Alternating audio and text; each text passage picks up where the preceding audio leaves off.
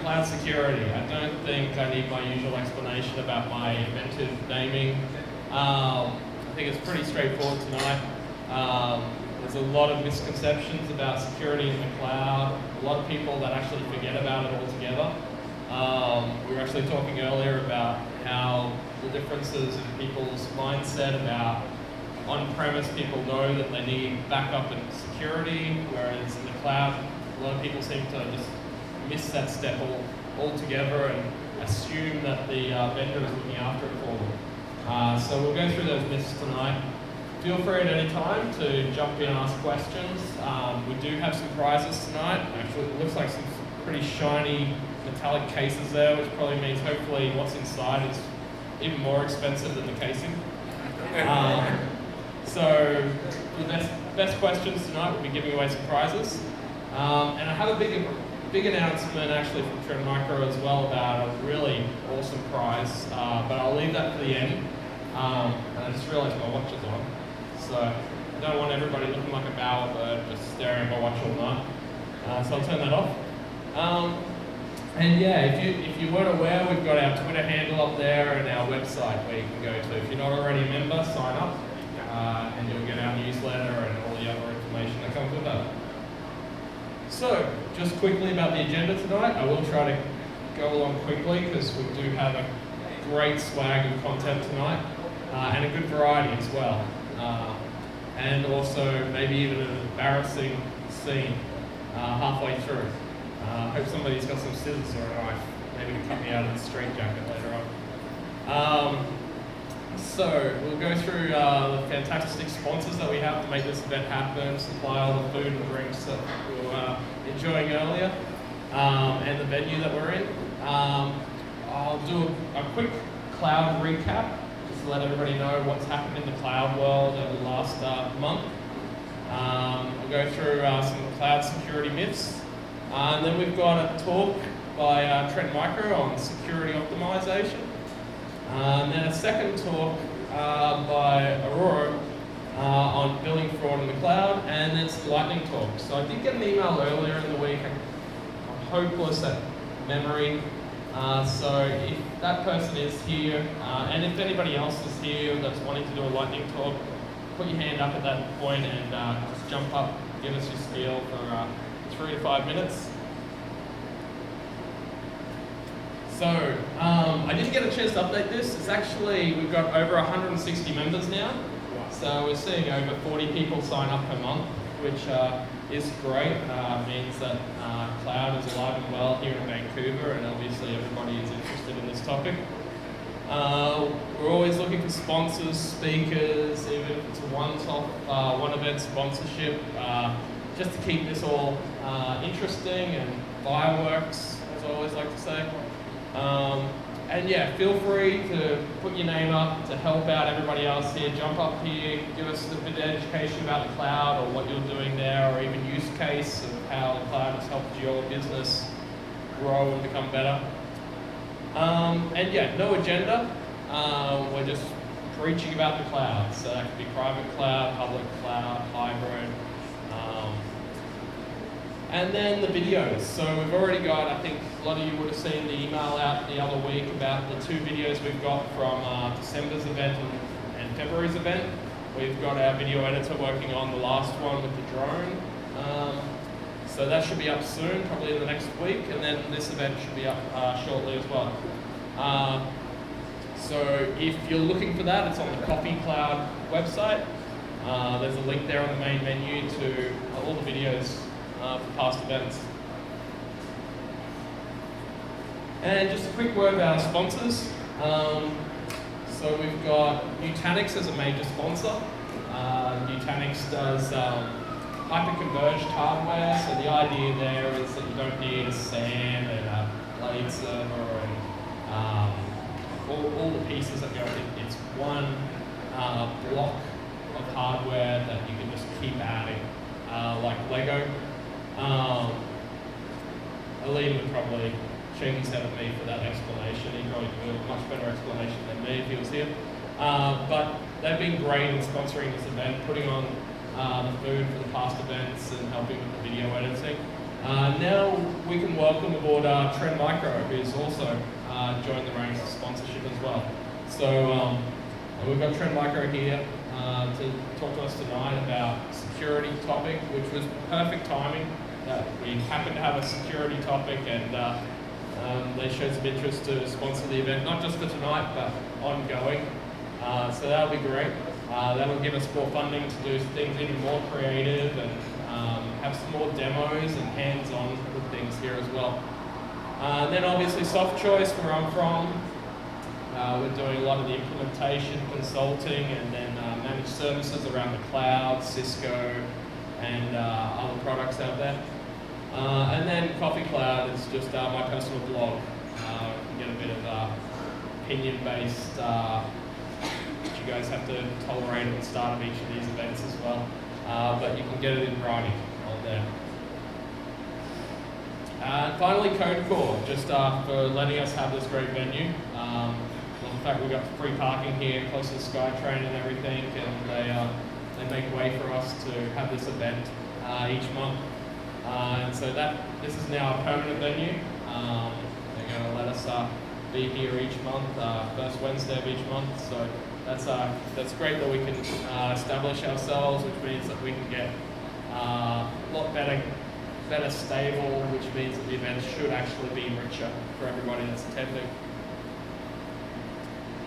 Okay, so I need somebody to help me hold the microphone and put me in a straitjacket while I go through this big agenda of pieces. And by the way, so how I saw that the straitjacket was relevant to this was the fact that we all think that we've got someone or our IT securely tied up, when actually, in fact, well, maybe they could get out. We'll see. The metaphor might not work if I have to call on somebody to help me.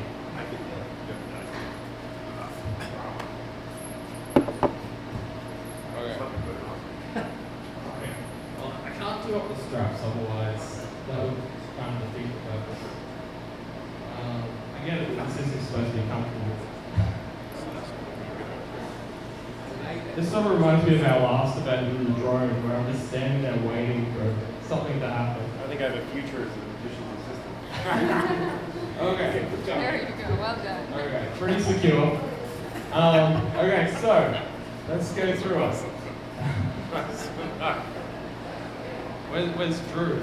Drew, you getting some videos? So I'm really embarrassed. Oh man. Drew gets one job. Like, I have to get out of the straitjacket and actually present this stuff, and all he has to do is hit record. Let's go. And get the beer, come on. I'll get the beer, of course. Well, that's very important. Actually, that's probably a handicap me, having those beers for private. Okay, so, soft lab. Okay, so I think, what was it, last event we were doing the Internet of Things, and IBM Software has just announced that they're investing $2 billion into their department there. 2 new labs in Dallas as well, so that people can try things out. I mean, that doesn't really help us here, but it might be something of a trend starting up. Microsoft Azure, this is really cool. They've got their new app service. So the app service is tying everything together. So previously they had their web service where you can spin up a website in a few seconds. They had their mobile app service and their BizTalk services all separate. They've tied it all together now, so you can do one application that works for web, iOS, Android, Windows Phone, and just develop it once, and they'll look after the rest of the back end. So I thought that was pretty cool. Their OS drive size, so your C drive has been increased from 127 gig to a terabyte. And ExpressRoute for Office 365. So those who don't know about ExpressRoute, it's sort of like an MPLS, like a direct private internet connection to their network. So now you can have that private connection straight to Office 365. You could already get it to Azure, and Amazon AWS has something similar called Cloud Connect, I think, from memory. So that's pretty cool.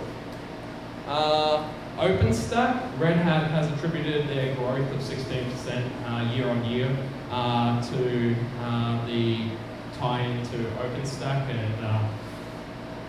and OpenShift. You getting sore on there? Yeah. We should get a microphone stand. Now that we've got the budget, we might invest in that. Next time we get a Straitjacket. Oh, and don't forget, Vancouver OpenStack Summit next month. I think the dates are behind me, but yeah, so we got that. And somebody emailed me during the week to ask when the free events are on. I think there's a 2-day training course or something that's free. That's prior to help you get into the OpenStack world. Who's actually that? Yeah.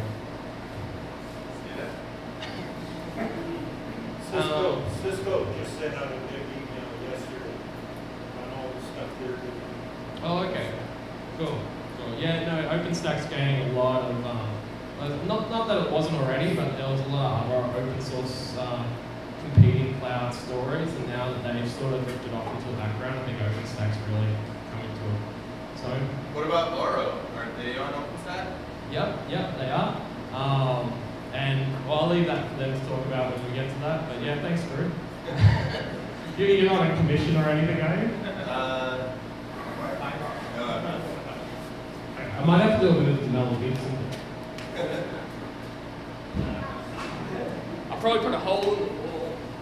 I think that's a brick wall.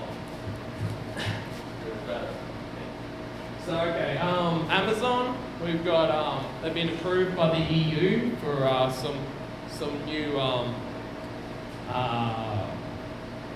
what's the word? Whatever it says up there.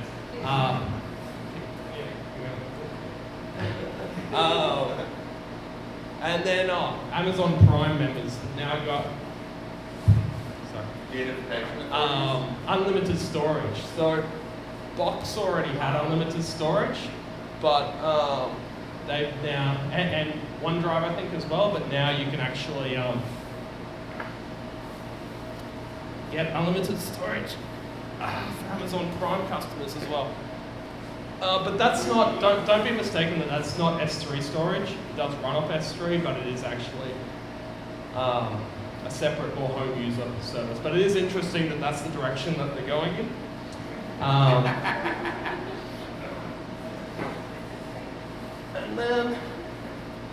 And then single sign-on for workspaces. So this is pretty cool. Microsoft have done a really good job of their EMS packages and everything around single sign-on, taking on the likes of Okta.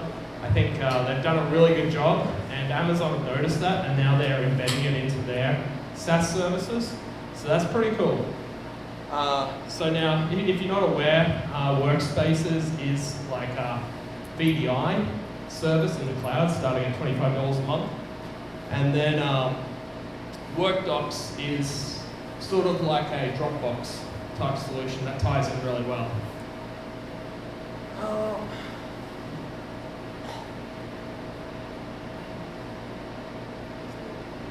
And then also, if you're a VMware fan, they've got a new tie-in for that. And my favorite one for the month, actually the last two of my favorites, S3 was actually replicated, is, the whole idea of the number 3 is that there's replication between 3 data centers within the same region. Now they've got replication on top of that to other regions, so you can have east, west, coast. So when that earthquake happens, we'll be all okay on our S3 storage. And EBS, so that's the drives that you attach to servers running in Amazon, now 16 terabytes, which is a pretty huge leap, seeing that previously they were only a terabyte. And then finally, VMware's vCloud Air. So it's gone general availability in Germany, and now you can prepay like you can with Microsoft Azure. So instead of using your credit card, you can actually prepay that. I think I got back since I lost track. Okay. And I did try to cover Google, but I couldn't find any information about what Google's doing out there. But I mean, they are tied in with VMware's vCloud Air, so they are kind of represented there. And Rackspace I really have no idea what's happening with Rackspace anymore. But again, if you guys want to help me with this content, if you want to jump up here, do this bit, happy to hand the reins over to get a different perspective on different clouds out there. I am biased towards those ones that I do deal with every day at Soft Choice. But if you have something that you want to contribute to here, send me an email, let me know. Alright, so cloud myths. So just briefly, because you're not all here to see me, it's the two presenters that we've got here tonight. But just briefly, and if you don't agree with what I'm saying here, I'd love to have a conversation afterwards, because if you highlight something that I hadn't thought of, that's why I'm at these events myself, is to learn something that I hadn't actually thought of before. But multi-tenancy, big myth out there that people think it's unsecure because I've got my sensitive data sitting in the same server as somebody else. What if they hack it? Well, it is segregated, but you can have your own dedicated hardware as well. So there is that, and you can be on a separate network if that's what you want. That includes Amazon and the other likes, obviously vCloud Air and software where they're actually outsourcing to other data centers. You can actually even go above and beyond that, where you actually have things in a rack of your own with the same data center that vCloud Air is using, throw a cable over the cage and connect to their network. But even for the ones where you can't walk through the data center like Amazon, there are options there. You pay a little bit more premium, but we're only talking, I think last time I checked it was like 20% extra. So it's really minute.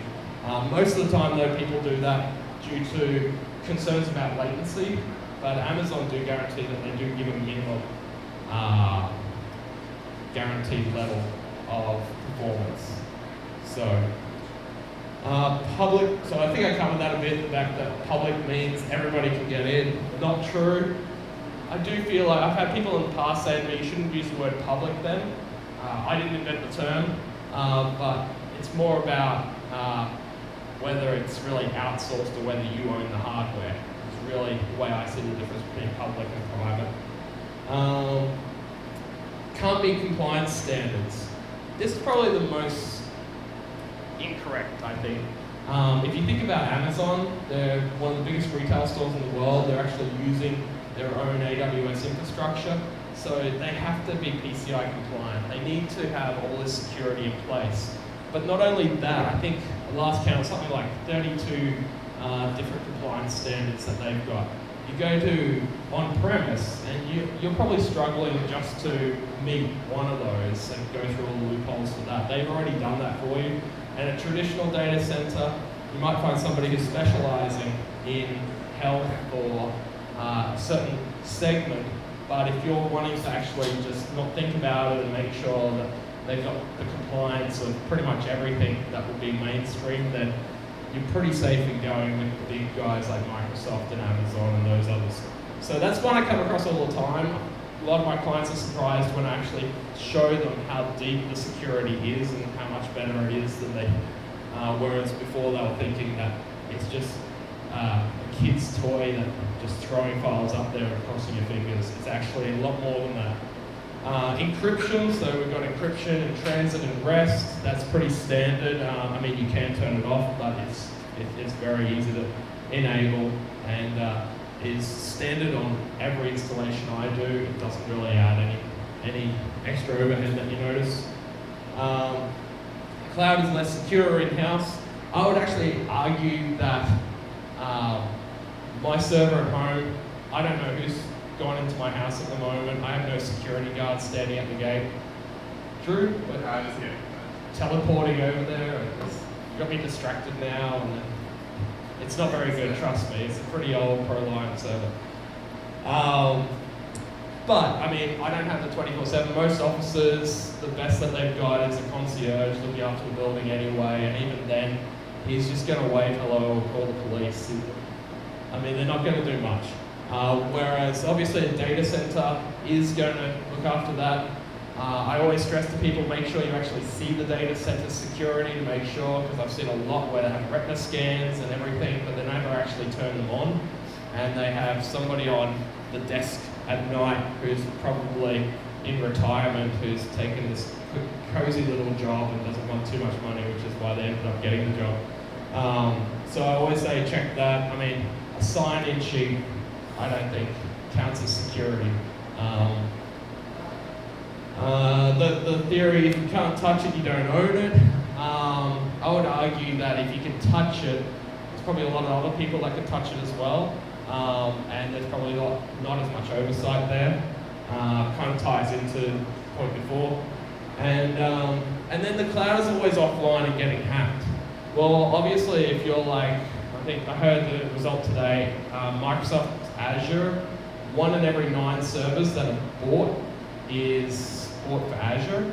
So if you're taking up 11% of the market, and that's just Azure, we've got Amazon who's even bigger, and all these other players. If you're taking up that big of a market, you're going to be a bigger target. Media is going to pay more attention to you.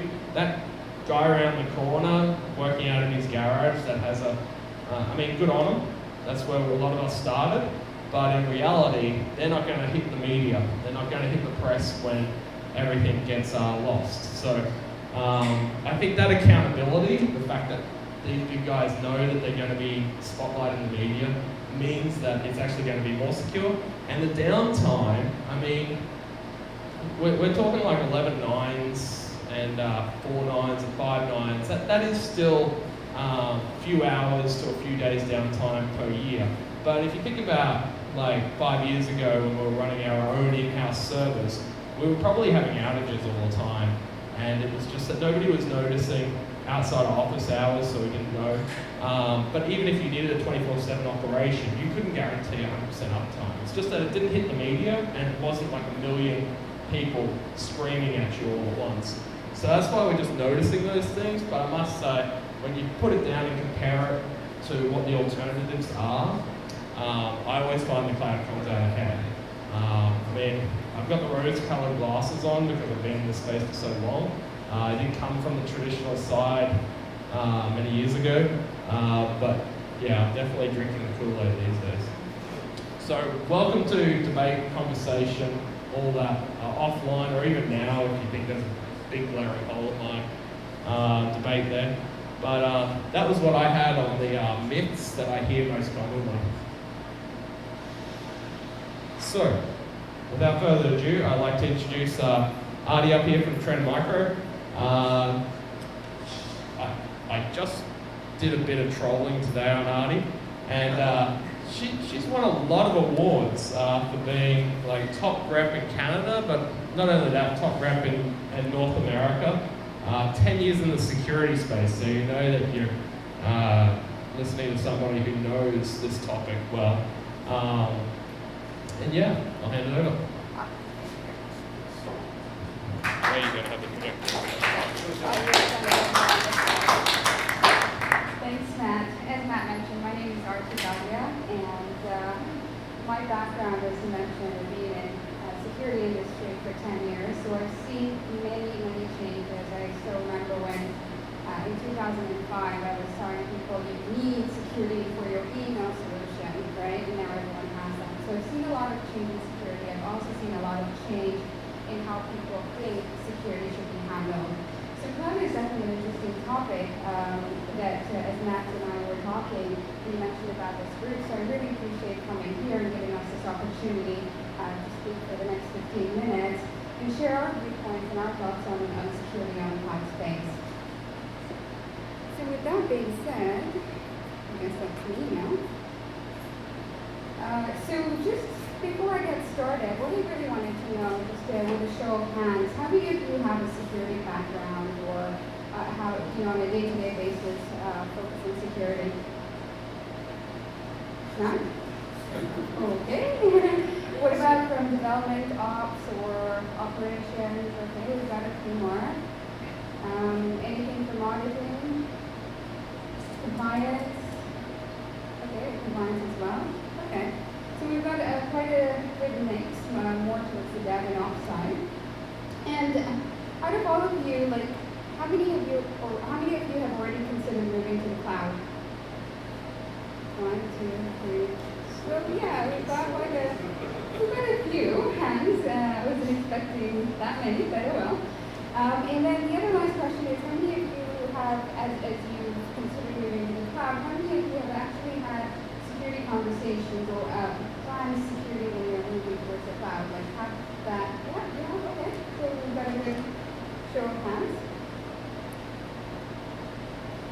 So I'm not going to spend too much time about why organizations are moving to the cloud. You're all, obviously interested in moving to the cloud.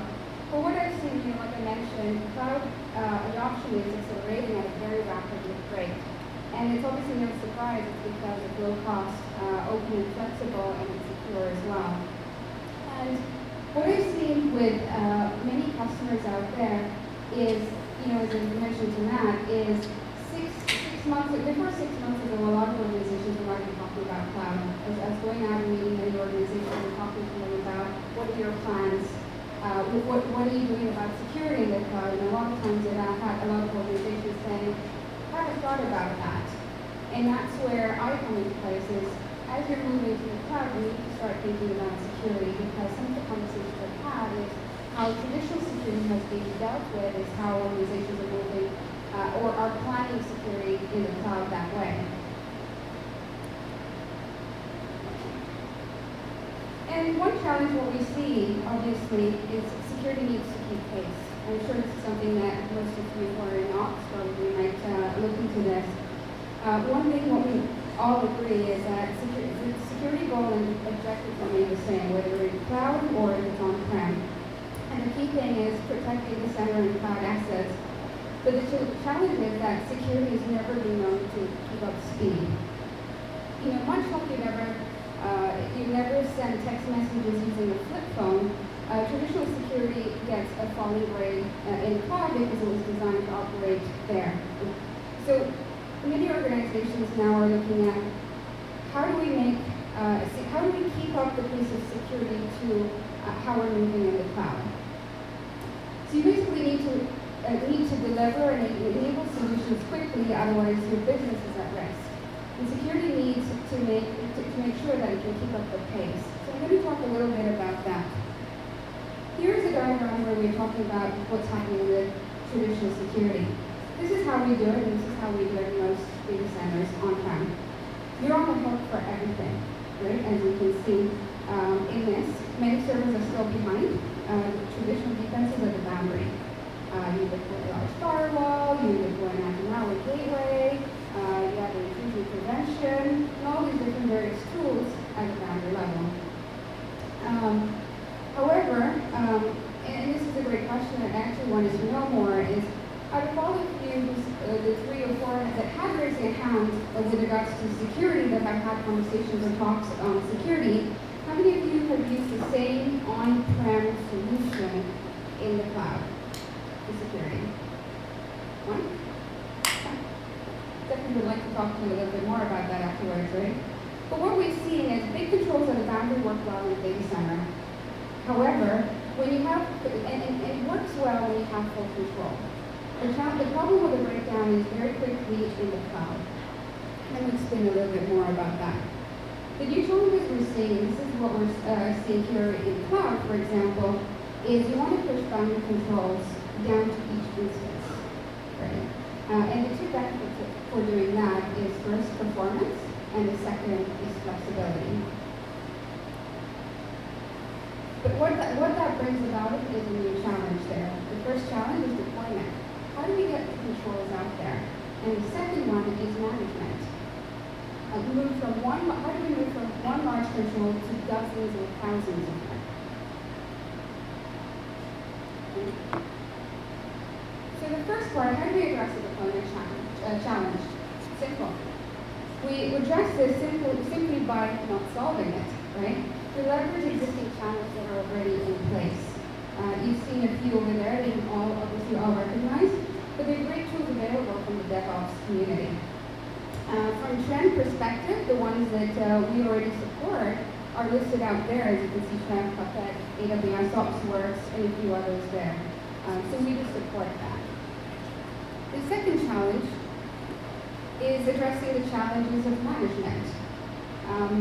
You basically want to be, it's simple, you want to be able to centralize control management. Otherwise, it's going to be a huge issue for the security team. I don't have anyone from the security team, but I'm sure this would be a big concern for them. So here's an example of Trends console and how you can centrally manage controls. As you can see, you can easily apply consistent policies across environments, and you'll be able to see on the other side is how easy it is to automatically access and recommend security controls for your deployment. So this is just an example of this is what our console looks like. The security tab. If there's anyone from security, they'd be excited about this. So can anyone guess this icon? Pac-Man.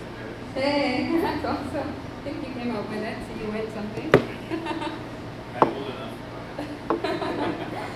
So, exactly, this is a Space Invader icon, and this is how most people view security. People view security in responding to computer antiviruses, right? Rule number one of incident response is absolutely everything is on the clock, right? The longer it takes to resolve it, the higher up the chain you'll hear from, okay? This is an example of the SANS incident response process. The first one is preparation, get ready. The second one there is identification, figure out what's going on. The third one is containment, make sure it doesn't spread. The fourth one is eradication, get rid of it as fast as you can. Next is recovery, go back to business. And last one is lessons learned. Figure out what went wrong and how to fix it so it doesn't happen again. So these are the 6 stages there. And here's how we can help with that, is automate security as part of your operations. So the first one, gain visibility into deployment with optimized cloud integration. And then secondly, TrendMicro has done extensive research and integration with leading cloud providers in that space. So recommend and apply security policies automatically specific to the cloud deployment. Automatically scale up and down as required with no security gaps.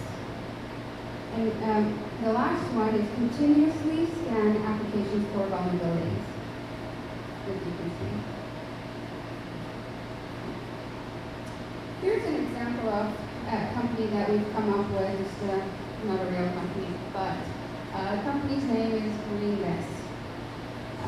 The company basically wants to hold a contest on their website, and they decided to choose to go to the cloud because they need an environment that could be reliable and easy to scale their needs. So you'll be able to see through the screenshots there is that in the chart you can see the number of contests and contest entries increasing as a result. As a result, we see the new instances are being automatically started to meet this growing demand. That's something you can see in the lower right hand of the screen. With this kind of fast-moving environment, it's very important to select a security solution vendor that can keep pace. In this example, you can see the screenshot of the TrendMicro Deep Security in there and how you can keep pace with it. And you can see it's basically being able to automatically quickly detect new instances that have picked up in this space. So just to summarize the 3 key successes from what I talked, as Matt mentioned, on a high level here on security. The first one is the 3 pieces to security to keep the pace. First one is provisioning. Use existing provisioning models. We talked about that. The second one is central management. Make the security admin's job so much easier. And then the third one, as you can see, is automation. Auto-scaling can restore instances to production. And it's definitely a win for security, and it's definitely a win for the business. Here's my one marketing slide. I did mention to Matt, I'm not going to do any marketing. But this is this is our products that are in the cloud. I'm not going to be talking much about our products because the focus here is in general what we've done. There's been a great success story that we have with a major airport here locally. And the airport manufactures and produces kiosks that aid border and customs agencies. So I think most of you know when you land into the airport, you've got those kiosks, right? And the automation you have, you don't have to stand in line and see an officer. those kiosks have actually improved efficiency and customer satisfaction. One of the things that the airport realized is in order for us to roll this technology out to all the airports across the world, is they needed to ensure that it would be able to handle the load. So they can't go with something that's on-prem, and that's where they decided to go with a cloud solution provider. So by moving to the cloud, the airport had to also look at its kiosk management software, including antivirus. So moving to the cloud meant that the reliance on the airport infrastructure was no longer possible because the kiosks would no longer be communicating back to the corporate network. They actually had our Trend office scan on-prem, so they did have that solution. But they realized by doing this, they wouldn't be able to connect back on. So what they did was they tested our solution along with other solutions out there, and what really led them to choose the Trend product is Trend doesn't only just do antivirus. There's a lot more that we offer within this cloud space. There's firewall, there's intrusion detection, intrusion prevention, things like that. And that's what led them to choose Trend. So from that, obviously, Matt has more that he can share because he and I work closely on that project. So I can definitely have him share a little bit more about that. Yeah, sure. So I guess being fair, we did when we did the project, we looked at a few different virus protection options. Being the cloud, I was a bit skeptical about picking an antivirus solution that hadn't grown up in the cloud. There's a lot of new solutions out there that, and I won't name them, but glad to talk about them offline and give you the comparisons because they all have their fit. But TrendMicro was one of the traditional ones that, being in the industry for over 15 years, I'd seen all McAfee and Symantec and that from clients that I'd inherited and already had these solutions. And I felt like every 4 years we changed, the company that I'd be with would change their flavor that they like. But TrendMicro was the one that I always found didn't have the overhead. Like, I used to joke about, I won't name the vendor, but this yellow vendor in particular, I used to always talk about them being bloatware because whenever I'd install them, everything ran slower. That's just my personal experience, but TrendMicro seemed to be the consistent one that seemed to be thin, not have a big overhead, but still do the job. There was other products as well that I'd used in the past, free ones as well, that claimed they were enterprise but would let a lot of things through. And you really had no recourse either. When a virus gets through and you have a virus protection there, and the virus gets through, what do? You ask for your money back? It's going to cost more than what the product actually costs to actually get rid of the virus anyway. And I don't know about here, but in Australia we're very slack on suing people, so it's not the first thing that we get. We just move on. So that is why I actually looked at Trend and was actually really surprised when I saw how well and ahead of actually all those other born in the cloud solutions they were in having a compelling story that made sense, didn't skim over the details, they were actually prepared to go into those details, and actually had a, what's it called, you can actually do a test drive, I think it's called, on Amazon. So I was actually able to, without even contacting, I'd actually done most of my research before I even contacted Artie. And I was just like, hey, I just need this trial to go longer so I can actually do a proof of concept. That was the discussion that I came to because I'd done the test drive on Amazon, loved it, done a few fake viruses and malware thrown at it and picked them all up. And also I didn't see a bottleneck. So that was why I turned to them due to the history and that. And also because there was many options. It wasn't just one. A lot of the time with security vendors, especially born in the cloud ones, I'm like, okay, well I need this vendor because it's end user protection, but this is a SQL service, I need SQL protection, I need email protection, and you just end up with all these different vendors. So I did find they also did cover a lot of that spectrum as well. I'd give you a good plug there. Awesome. And just to end on that note is, just as Matt mentioned, TrendMicro is a major partner. We have a lot of history with AWS and Azure. Both of them have chosen to put Trend as one of the options there. So a lot of organizations have seen that on the Amazon website as well, and Microsoft Azure. So this is just the history. We've got great relationships with these two organizations as well as other service providers. So this is actually, if you want to understand this is from last year, the AWS Summit. There is one of our specialists that actually did a deeper presentation, and he went further deeper into the topic. So you can definitely have a listen to it. I think it is about 40 minutes long.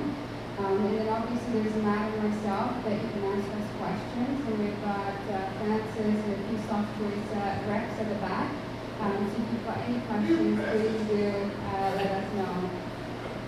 With that being said, that's it for me. Thank you.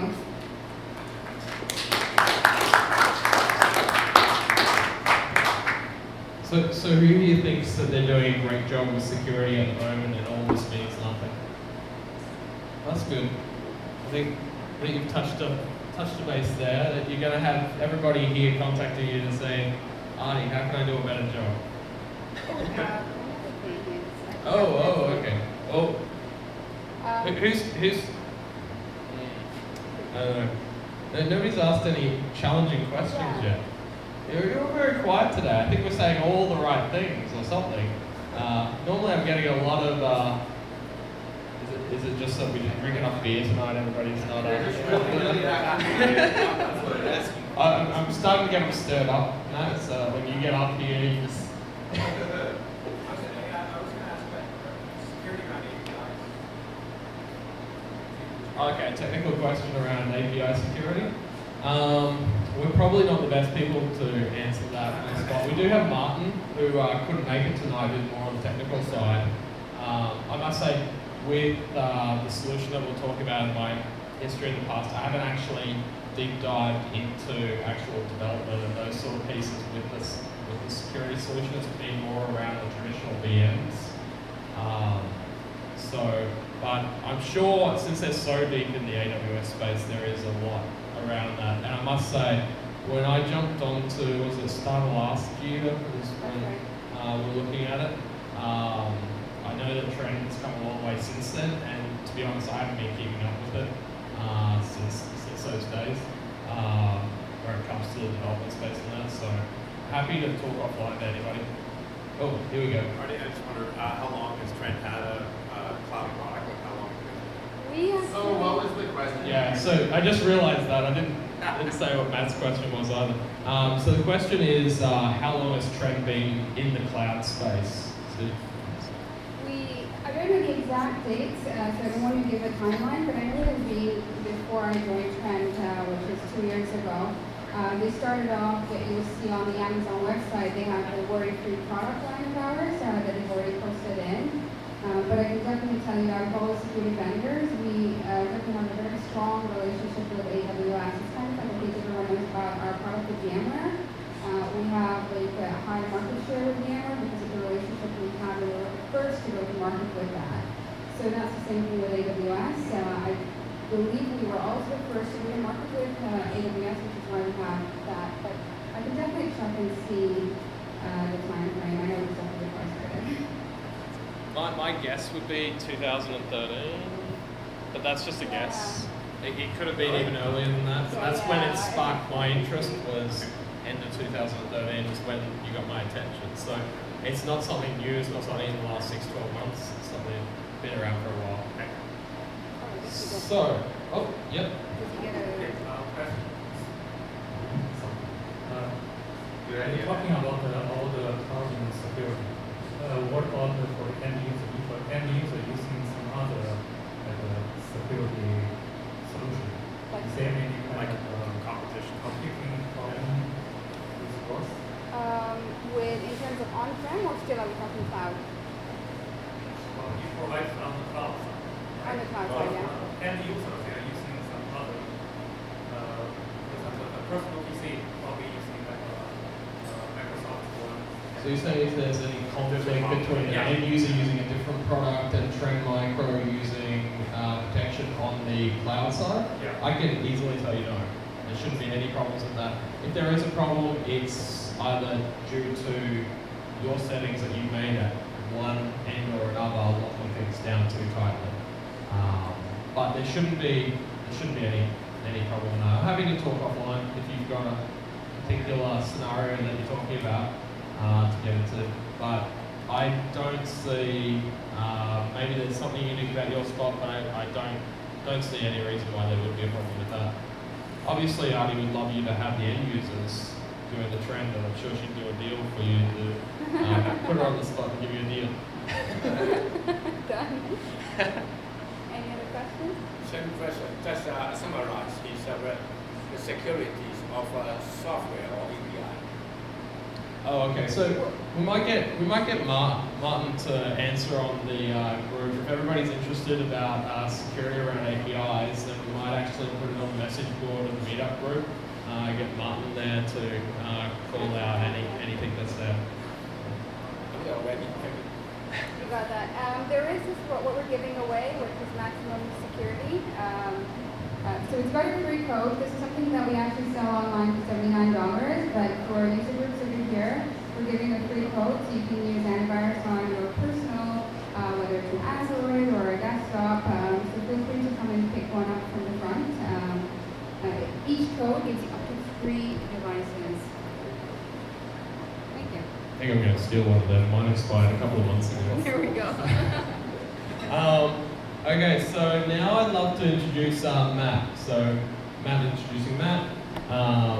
He's the Chief Strategy Officer at Auro, and they deal with software.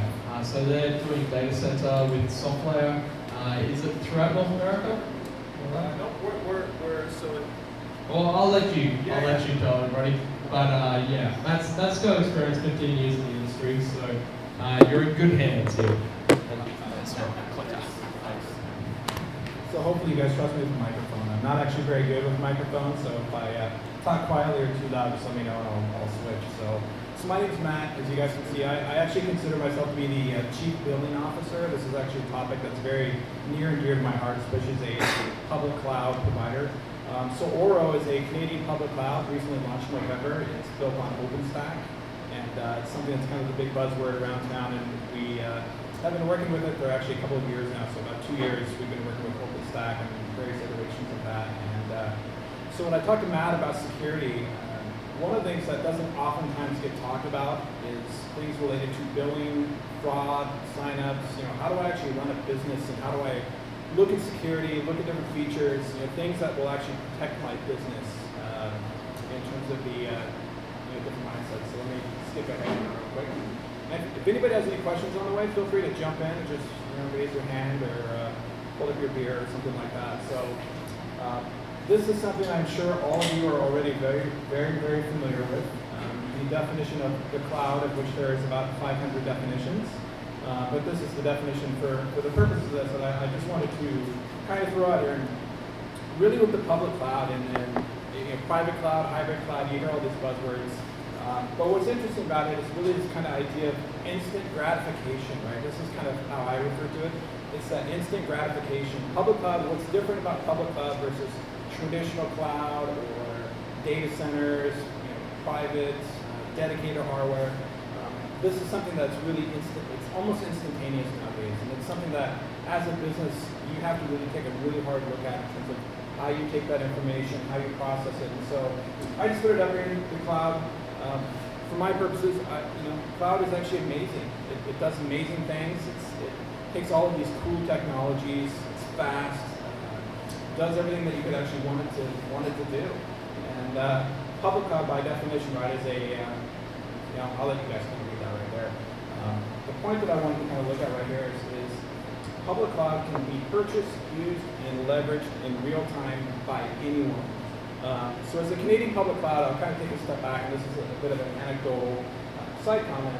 As a Canadian business, we tend to be very conservative. So we're a Canadian public cloud offering a true public cloud that anybody around the world can access. access, they can sign up for, they can do all of these things at Azure, AWS, these different services.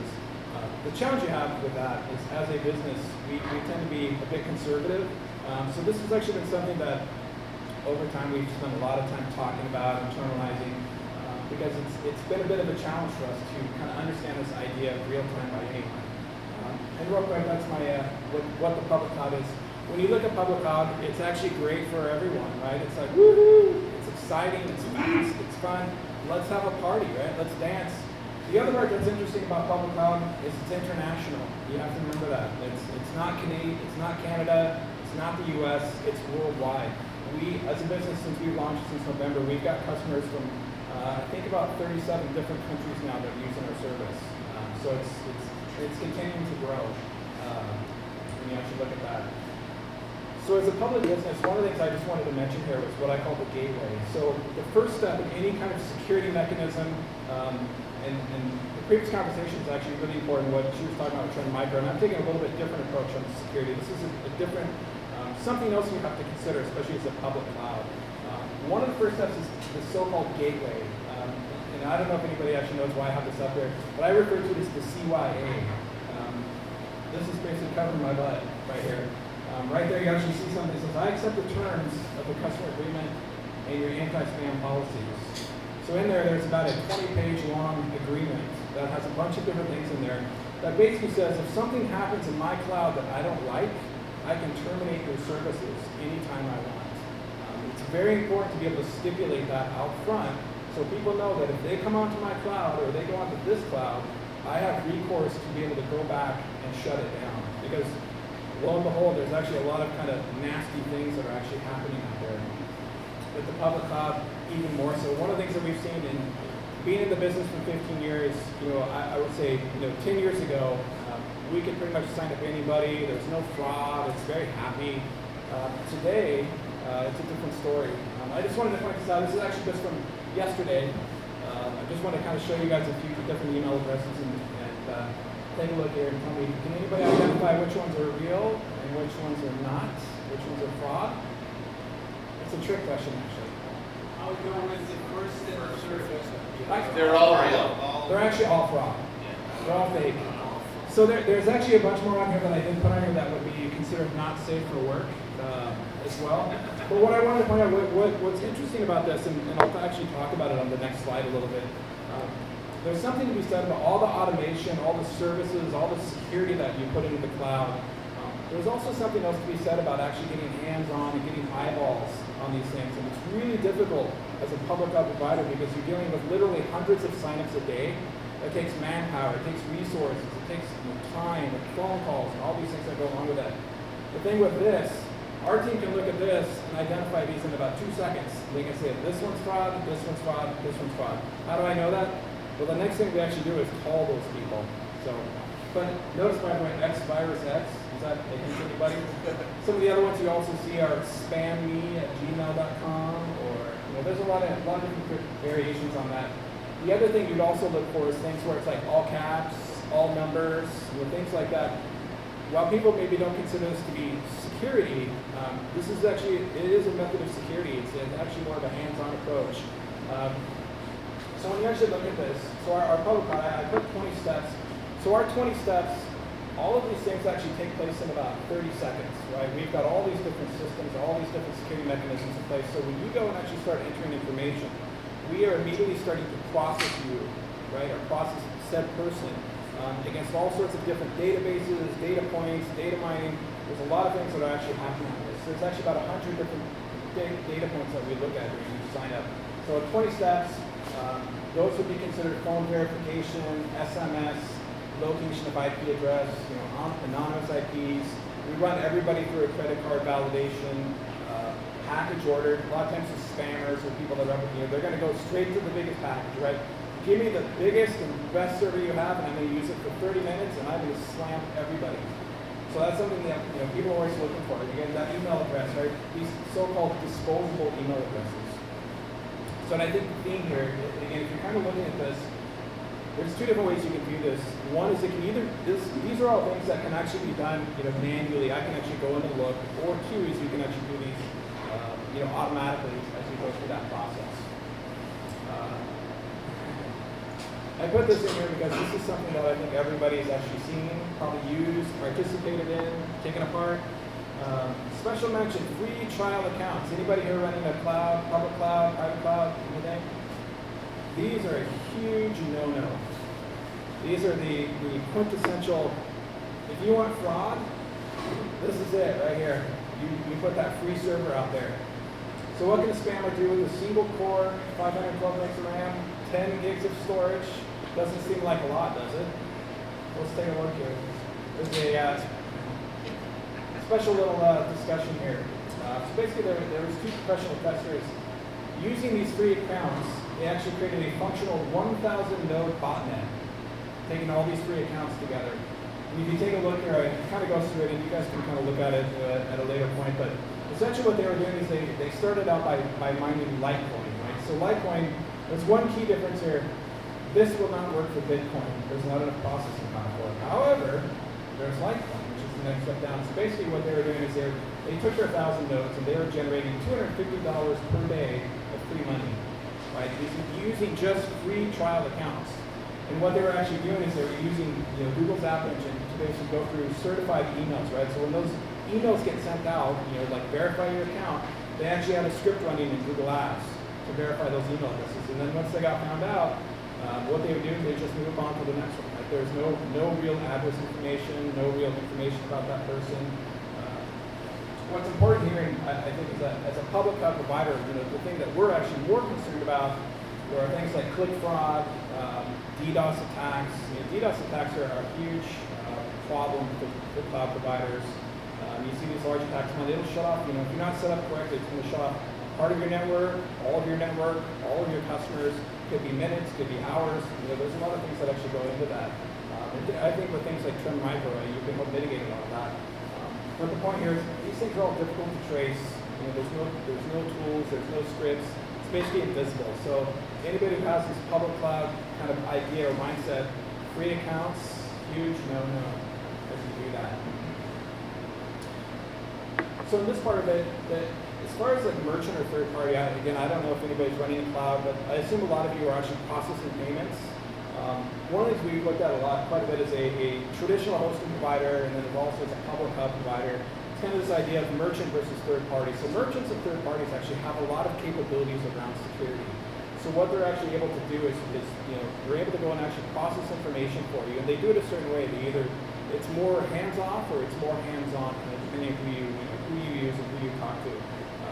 What I would actually point this to is there's two different services specifically I'm thinking of here. There's a service called MaxMine, which is with more of your merchant account, and then you have services like Stripe, right? How many people use Stripe? Anybody in here?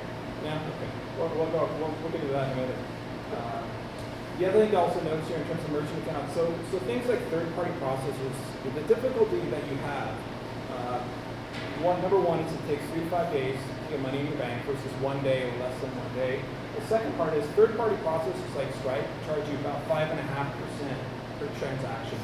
So 5.5% off your bottom line every transaction that you're taking. So if you're a growth business, any kind of business, 5% is actually a lot of money, right? $1 million, that's $50,000, right? Right off your books, just like that, just for processing. The thing that they do, and part of this is the way people are consuming now, is they essentially kind of take all of the onus off of you. They say, you know what, hey, don't worry about it. We'll take care of everything, right? Whereas merchant accounts, what they're actually going to do is they're going to provide information to you, and then you make a decision based on what that information is telling you. So this is actually a case where hosting provider is merchant account, public cloud provider is third-party process, right? It's kind of old school versus new school as you take a look at that. So in terms of MaxMine, this is actually a service that we've actually been using continuously for about 10 years now. So MaxMine does a lot of different things here. I'm not going to go through the whole list just based on time. But the important part, as a public cloud provider too, is 0.005 cents per transaction, right? It's actually pretty cheap. But what it does do is actually give you quite a bit of information about people who are signing up, and it looks at a lot of different information. So from a security standpoint, it's giving you a lot of data points to look at to make a relevant or mindful decision as you do that. There's actually a little bit this is basically what a basic surface looks like, standard versus premium, right? Now, again, it's kind of hard to read, it's a little bit pixelated there, but at least gives you an idea. But again, it's going to go through a look at domain names. It looks at how far your IP address. So the idea being is that, for example, if Joe comes to sign up and he's using an IP in Vancouver, Canada, but then when I actually look at it, it actually shows the addresses down in Texas, or it shows the addresses down in Florida. What's the likelihood that that's probably a fraud sign up? It's about 80%, 90%. It is possible that somebody's traveling or doing something, but more than likely it's actually something a little bit more nefarious than that. So that's something to take a look at. And then there's Stripe, and the reason I put it up this way is this kind of is that idea. So again, as a third-party provider looking at security, I think also like TrendMicro, I think they take care of a lot of things for you, and that's really where the power is. So if you're a small business, you don't necessarily have the time to look at all the data, process all the information. Something like Stripe is actually a very powerful tool. You can see the idea being it's a powerful toolkit built for developers. It's built for people who don't know about payment processing. They don't know about necessarily the security elements that I want to look for as I go through that. And I think this really kind of portrays that idea that it's simple, it's clean, it's easy. Really the only difficulty is that I got to pay a lot more for it to actually use that service. I will tell you, as a company, because we also use Stripe for some of our services, we have tried very, very hard to break it during the sign-up process. We've had a lot of different people, a lot of different locations, try to get through the process and verify accounts by using either fake information, fake credit cards, you name it. The system, I'm not going to say it's perfect, but it is very good. It will not let you, in most cases, will not let you get past the process unless you actually put in real information to do that. So kudos to them for getting that. So there's also another question to take a look at here, and I apologize, I'm going to kind of run through this kind of quickly. So what happens when it doesn't work? So no security process is 100%, right? Any good business knows, really what you want to do is we're always working to mitigate, potential problems. We're working to mitigate any kind of issues. So I just want to mention really quickly, there's actually some interesting things going on. In our case, this is actually really my kind of last topic here. As an OpenStack provider, we have access to a tool called Ceilometer. So Ceilometer is a service that's offered within the OpenStack toolkit. There's other services like StackTag and some other ones that you can actually use. But what it actually does is it's giving you the ability to meter performance, utilization, billing, benchmarking, scalability. But the other thing it does is it actually gives you a lot of data about everything. So why that's important is in terms of that, looking at that data and processing that information, one of the new things that we're starting to see in different security, the way that people are actually approaching security, I'm going to skip out. This is something for everybody if they want to take a look at it later. In terms of that data, one of the things that we're actually seeing is a change is the use of behavior analytics in security. So there's data mining, behavior analytics. One thing that you see is like Facebook's immune system. If anybody has a chance to take a look at it, it's actually the biggest security platform in the world. And anybody can understand why. They have 1 billion users. They have a lot of fraud. There's a lot of things that they're actually monitoring, taking a look at. Same with Twitter. A lot of companies are using this data science now as a security mechanism. So as an example, one of the things that we're actually doing is taking our Ceilometer data and we're now watching all the behavioral trends that people have. So when they engage our service, we can actually see basically normal behavior patterns, right? So I spun up a server here, I spun up a server here, I spun up a server here, and then all of a sudden I spin up 20 servers, right? Okay, what actually just happened there? Why did they go 1, 1, 1, and then 20? So what happens, the system will automatically trigger an alert, gets sent off to support, and that person gets called, and within a minute or two that actually happened, so that we can actually verify that. And I think if you have time, it can get a little bit educational, but like Facebook's immune system is an interesting example. Yeah, go ahead. So how do you get rid of a lot of the false positives when people are using things like Chef, Ansible, etc. Automate a lot of their stuff that people have? Yeah. So his question was, how do you get rid of all the false positives for people who are using like Chef, Ansible, a lot of that automation.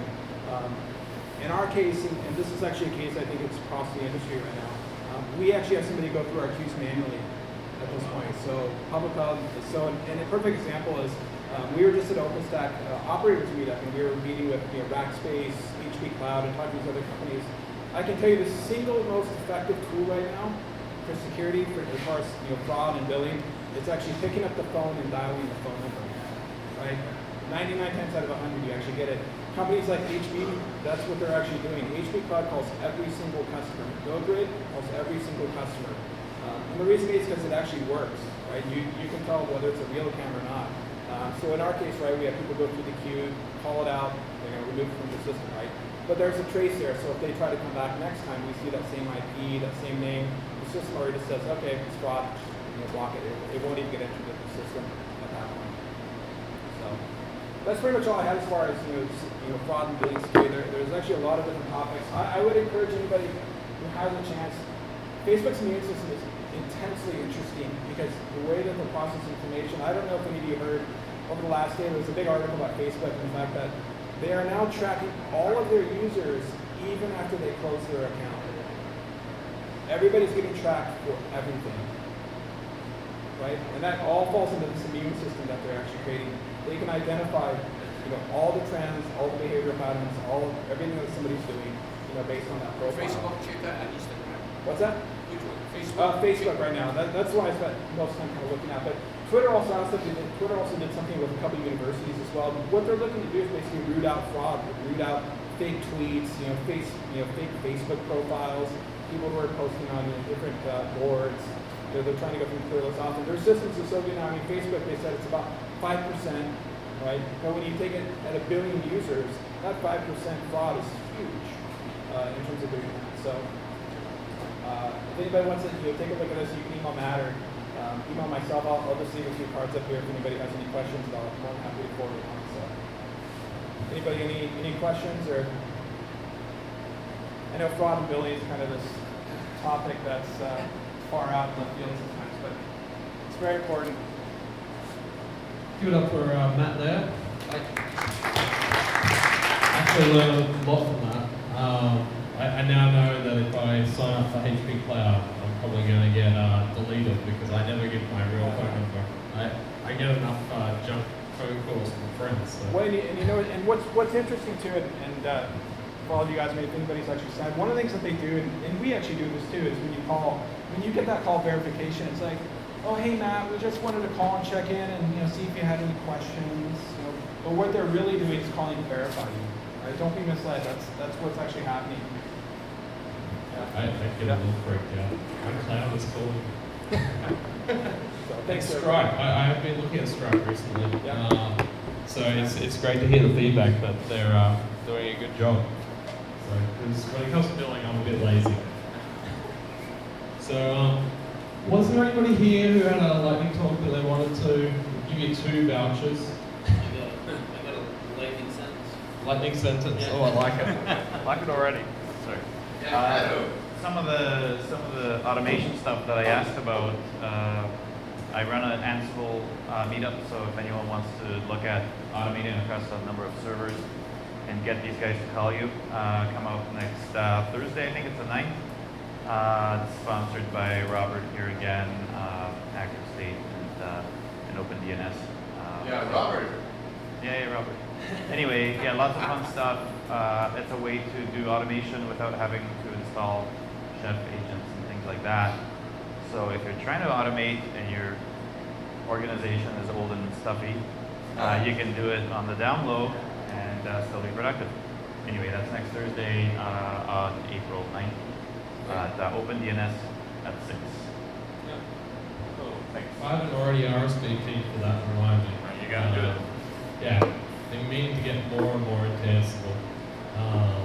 Not that I'm not, but yeah, being part of the community would be great. And Jeff, we've got Jeff here from the Azure community as well, so I don't know when the next meetup is, but... Yes, we're having a meetup on the 20th. 20th of this month? It's all about the microservices, so web apps, logic APIs, and APIs. So we're having more information on that, and a lot of that stuff. There's a lot of new technologies coming out with Azure. Where's the meetup? We do the meetup at Launch Academy. You may as well. Okay, so I do the Vancouver Azure meetup. I've seen some of you there before, but so we're having ours on the 20th, and it's really around the new services that were just talked about last week. And with those, there's actually a lot more technology stuff coming out around the build timeframe, which is a month from now. And so we have content that is still not publicly available, so it's going to be a really interesting time to come and meet some of the people that have worked closely with the product development teams. So I really recommend this one. Cool. And I think, is there something on the 24th? Some sort of, I had to move it, so it's the 20th. 20th. Oh, okay, so that's what I was thinking. Okay, cool. Was there anybody else that? Yeah, I'll just give a quick one if that's all right. Yeah, sure. Not so much of a community shout out as much as really interesting things happening in the cloud. So I work for a company with this guy right over here, Adam, called Active State, and yes, we're hiring. Talk to me if you want to afterwards. But what I really wanted to say was Staccato.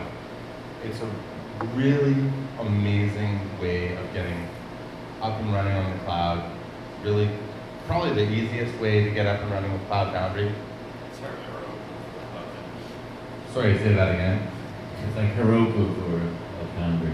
It's like Heroku for Cloud Foundry. Basically Heroku in a box. So you want to have your private cloud, and you want to have it the ease of use that you have on Heroku. And maybe you're running on Amazon, maybe you're running on a different IaaS like Auro, or maybe just locally, even private, yeah. But that would be a great way to get up and running with it. Take a look at Staccato, and if you have any questions about it, we've got, I guess, a 20 gigabyte VM, or 20 gigabyte cluster license is free, and that probably covers most like small to mid-sized sort of uses. So you can totally use it for free, and if you have any questions on how to get up and running with it, you can always contact me. I'd love to help you out with it. I thought you were going to stop it. I just want to say the word staccato. I thought that was going to be it. Staccato. That's exactly what I want. Sorry. It's just you just walk around the office mumbling that all. I pretty much do. I'm the only one who says it that way. Just trying the different accents. Staccato. Everybody else says it like staccato or something. I don't know how they say it. It sounds weird to me anyway. Okay, so we have gone a little bit over time, but just about next event. So we're kicking with the first Wednesday of every month. I think that ends up being the 6th of May, but don't quote me on that. I'll get the invite out in the next week. Oh, I've got it there, 6th of May. Okay, cool. I did my research. Okay, same place, same bat time, same bat channel. Topic will be prepared. I was thinking Boy Scouts, just around backup, archive, DR, across the cloud. I've got something in the pipeline that should be interesting, that hopefully will be setting something on fire, maybe a bit of smoke, a bit of water, bit of cut cables happening. So a bit of drama, a bit of a live demo, bit more hands-on. And I hinted to this earlier at the start about TrendMicro having an awesome prize up for grabs. So we've got some FIFA soccer tickets. So I'll let you all know when you go to RSVP to the next event. The details will be on that. We haven't quite worked out the details yet, except that there are tickets. Still have to find out the number of tickets and all those sort of details, but that should be pretty fun. And if we end up giving a +1 in tickets, feel free to invite me as your +1. And then again, lightning talks. Let me know if you want to jump up here and give what you're doing a plug, or let us know some use cases, how you're finding the cloud and what you're doing out there with it. Sponsors, if you're interested in sponsoring. And again, coffeecloud.net will have this video up and the previous video up very soon. And yeah, finally, let me know what you guys want to hear.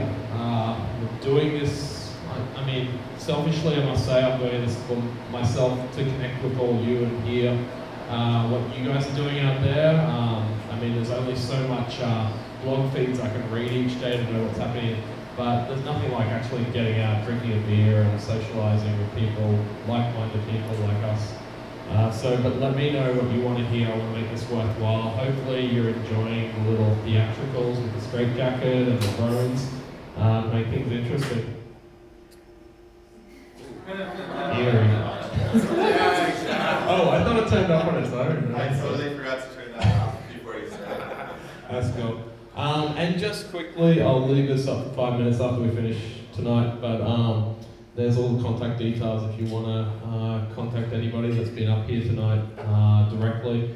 And plus, obviously, we've got the meetup group that most of us, or all of us, I hope, are members of, so we can chat on there afterwards. We'll try to get Martin up there to answer the question about the API as well. Nice. So, okay. Thank you all for attending. Help yourself. There's still some food and drinks down the back. And hope to see you next time.